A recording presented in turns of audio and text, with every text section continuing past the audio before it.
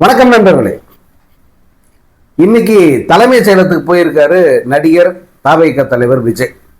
உடனே தற்கூறிகள் எல்லாம் பத்தியா எங்க அண்ணன் தலைமை செயலகம் போயிட்டாரு அப்படின்னு சொல்லிட்டு அப்படி குதிக்கிறாங்க. இது இப்படித்தான் திருப்திப்பட்டுக்கணும்.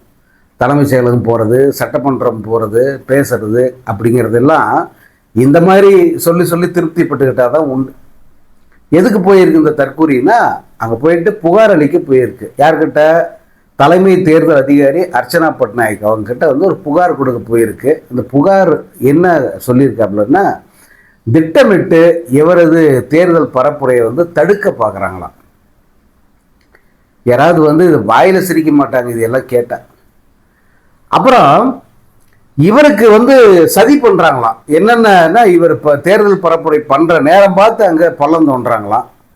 அப்புறம் இங்க இருக்கிற அதிகாரிகள் சிலர் திமுக அரசோட கூட்டு போட்டு அவங்க கூட சேர்ந்துக்கிட்ட இவருக்கு எதிராக இந்த தடை செய்கிறாங்களாம். இவருடைய பரப்புரைக்கு அனுமதி மறுக்கிறாங்க அப்படின்னு சொல்லிட்டு ஒரு 10 குற்றச்சாட்டுகளை முன் வச்சு, இதற்கு காரணமாக இருக்கிற இவங்களை எல்லாம் நீக்கணும் அப்படின்னு சொல்லிட்டு அதிகாரிகள் லிஸ்ட் போட்டிருக்கான்.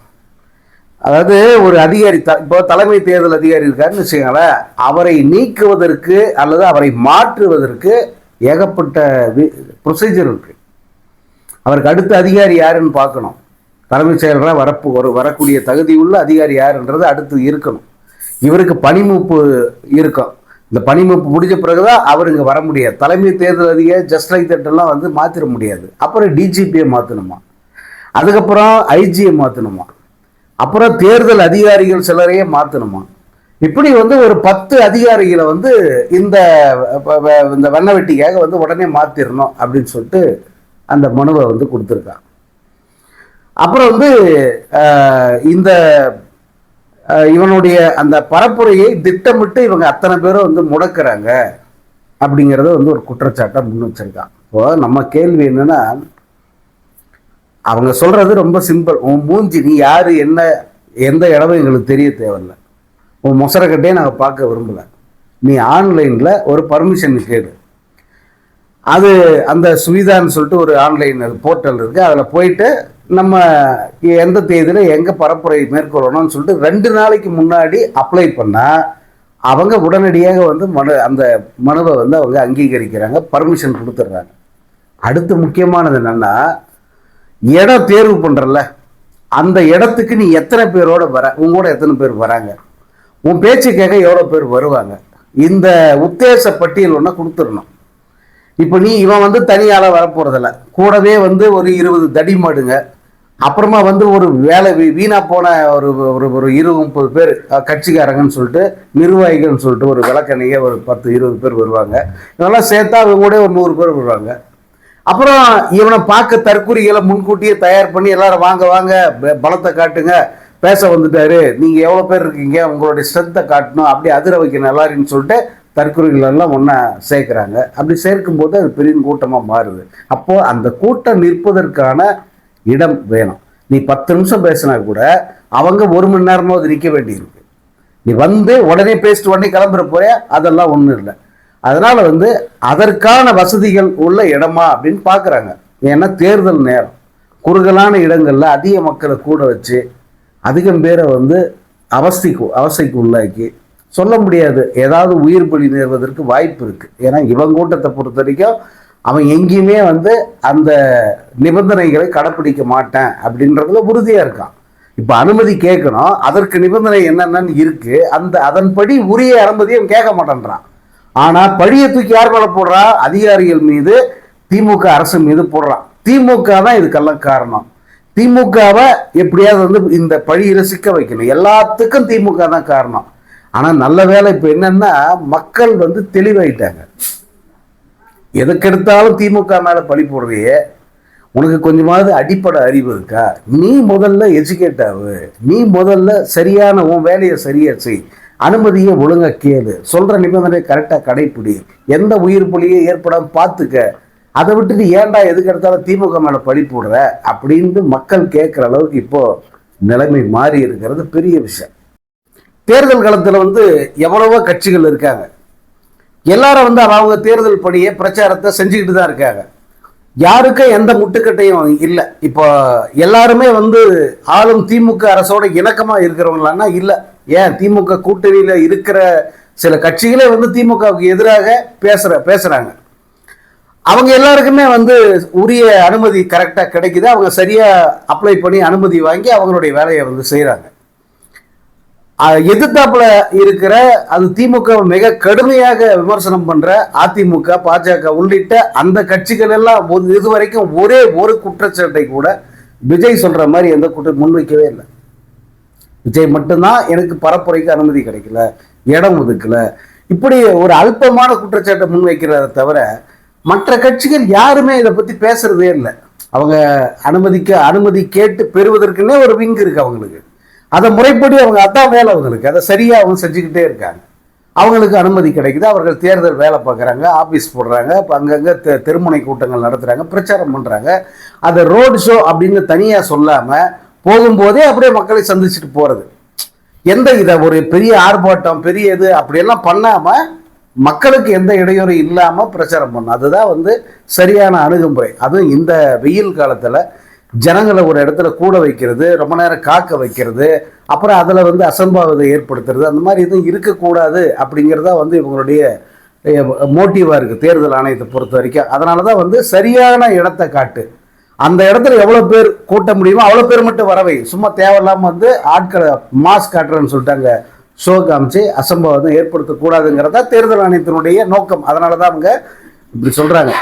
எல்லா கட்சிகளுக்கும் கூட்டம் வருது, யாருக்க கூட்டம் வராமல் இருக்கா? இந்த சீமான் எவ்வளவு தூரம் வந்து இந்த அரசை எதிர்த்து மிக கடுமையான விமர்சனம்லாம் வைக்கிறார். ஒன்றிய அரசை எதிர்க்கிறார், தேர்தல் ஆணையத்தையும் எதிர்க்கிறார். ஆனா சீமானுக்கு எங்கேயாவது வந்து பரப்புரைக்கு அனுமதி இல்லை அப்படின்னு நீங்க கேள்விப்படுறீங்களா? அவர் எங்கேயாவது அதை பேசியிருக்காரா? அல்லது பாஜக சித்தாந்த ரீதியாக மிகப்பெரிய எதிரி, திமுக ஒழிக்கிறது தான் ஒரே வேலைன்னு சொல்லிட்டு அவங்க களத்தில் நிற்கிறாங்க. அவங்களுக்கு என்னைக்காவது எங்காவது வந்து ஆர்ப்பாட்டம் நடத்த அல்லது பரப்புரை செய்ய அல்லது தேர்தல் அந்த பணிமனை அமைக்க தடை ஏதாவது வந்திருக்கா? எதுவுமே இல்லை. அப்போ ஏன் இவனுக்கு மட்டும் வருது அப்படின்னா, இவன் எதையும் முறையாக செய்யறதில்ல. இவன் எப்படின்னா படத்தில் ஒரு மாஸ் காட்டுறன்னு சொல்லிட்டு எந்த விதமான அந்த ஒழுங்குமுறையை கடைபிடிக்காம ஒரு தருதலை மாதிரி வந்து ஒரு தான் நினைச்சதை சாதிச்சுட்டு அப்படின்னு காட்டுற மாதிரி காட்சி வைப்பான்ல, அப்படி நினைச்சுக்கிட்டு இருக்கான் தேர்தல். எல்லாரும் வந்து மாங்குன்னு தேர்தலுக்காக திட்டமிடுறாங்க, உழைக்கிறாங்க, பிரச்சாரத்துக்கு போறாங்க, முறைப்படி எல்லாத்தையும் செஞ்சு அந்த தலைமை செயலகத்தில் முதல்வர் நாட்களில் போய் உட்கார்றாங்க இல்லையா? எனக்கு அதெல்லாம் தேவையில்லை, நான் மாசு, நான் உச்சா நடிகன்ல, நான் பாரு அப்படியே வந்து இதெல்லாம் எதுவும் செய்யாம வெறுமனே திமுக அரசு மேல பழியை போட்டு நேர போய் நான் சிஎம் சீட்ல உட்கார போறேன் பாரு அப்படிங்கிற தருதலை மனப்பான்மையோடய அது சுத்திக்கிட்டு இருக்கு. அதனுடைய விளைவுதான் குறைந்தபட்சம் அனுமதி கேட்கறதுக்கா ஒரு கேடு. அவங்க தான் இன்னைக்கு இல்லை, தேர்தல் நடத்தை விதிகள் அமலுக்கு வந்த அன்னைக்கே அவங்க என்ன சொல்லிட்டாங்க, எந்த கூட்டத்துக்கு அனுமதி வேண்டும் என்றாலும் 2 நாட்களுக்கு முன்பாக இணையதளத்தில் மட்டும்தான் கேட்கணும், நேரில் வரக்கூடாது. நோ பேப்பர் டிரான்சாக்ஷன்ஸ் எதுவுமே கிடையாது, பேப்பர் மூலமான நகர்வுகள் எதுவுமே கிடையாது, எல்லாமே வந்து இணையதளம் மூலம் தான் அப்படின்னு சொல்லிட்டாங்கல்ல. உனக்கு தான் ஐடி விங் இருக்கு, உனக்கு இந்த தேர்தல் பணியை பார்க்கறதுக்கு எப்படி ஒரு வெட்டியா ஏதாவது ஒரு குழு வச்சிருப்பில்ல, அந்த குழுவுக்கு இதான் வேலை, நீ போய் இதை கரெக்டாக பண்றா எல்லா ஊர்லயும் அப்படின்னா பண்ண போறாங்க. உனக்கு அதை செய்வது எப்படிங்கிற அறிவில்லை, அல்லது அதை செய்ய சோம்பேறித்தனம், அல்லது நம்ம பிரச்சாரத்துக்கே போகக்கூடாது, யார் இந்த வெயில் அலையிறது, நம்மளுடைய சுகமான அந்த நேரத்தை வந்து எப்படி இதில் போய் செலவு பண்ணுறது. அதனால் வந்து அதெல்லாம் எதுவும் செய்ய வேணாம், நம்ம வெளியே வராமல் இருக்கிறதுக்கு என்ன காரணமோ அந்த காரணத்தை கண்டுபிடிச்சு பழியை தூக்கி திமுக அரசு மீது அதிகாரிகள் மீது போட்டால் சரியா போச்சு அப்படின்னு நினைக்கிறான். இந்த அப்ஜெக்ஷனுங்கிறது எல்லா அரசியல் கட்சிகள் கிட்ட இருந்தும் வரலாம்.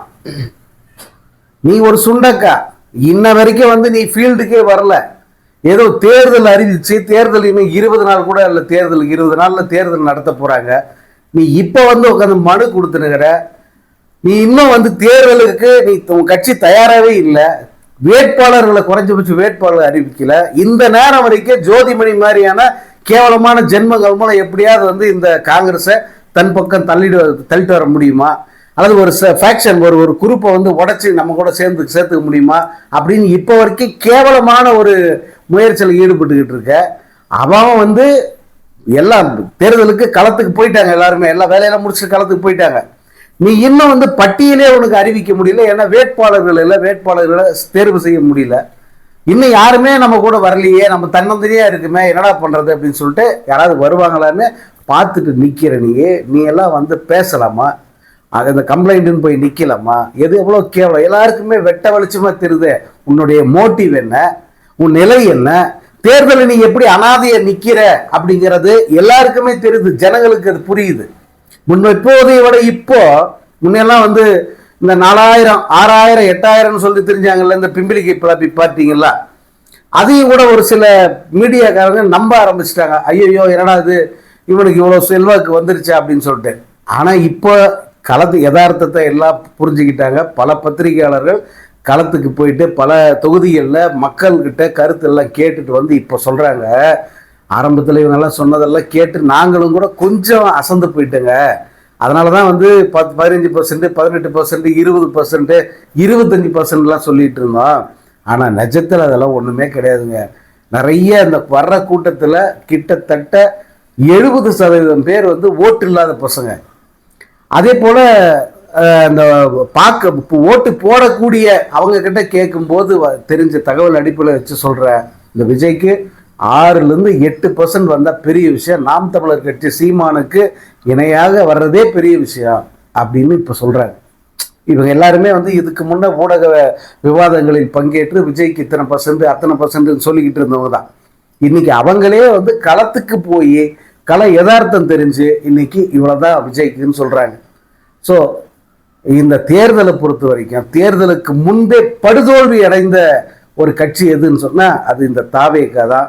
மிக கேவலமாக தோத்து போய் நிற்கிறது யாருன்னா இந்த விஜய் தான். அப்படித்தான் நிற்கணும் அப்படின்னு நான் எதிர்பார்க்குறேன். இந்த தேர்தலை இந்த தேர்தல் என்றல்ல, எந்த தேர்தலிலுமே விஜயினுடைய அந்த கட்சிங்கிறது நிற்கவே கூடாது. அது வெந்நீர் ஊற்றி வேரோடு அழிக்கப்பட வேண்டிய ஒரு தீய சக்தி. அப்படிங்கிறதால தான் வந்து நம்ம இதை தொடர்ச்சியாக நம்ம சொல்லிக்கிட்டு இருக்கோம். விஜய் ஒரு அரசியலுக்கு ஏற்ற நபர் அல்ல, அவன் ஒரு அரசியல் தலைவன் அல்ல, நல்ல நோக்கத்தில் உருவாக்கப்பட்ட கட்சி அல்ல இந்த தாவேகா.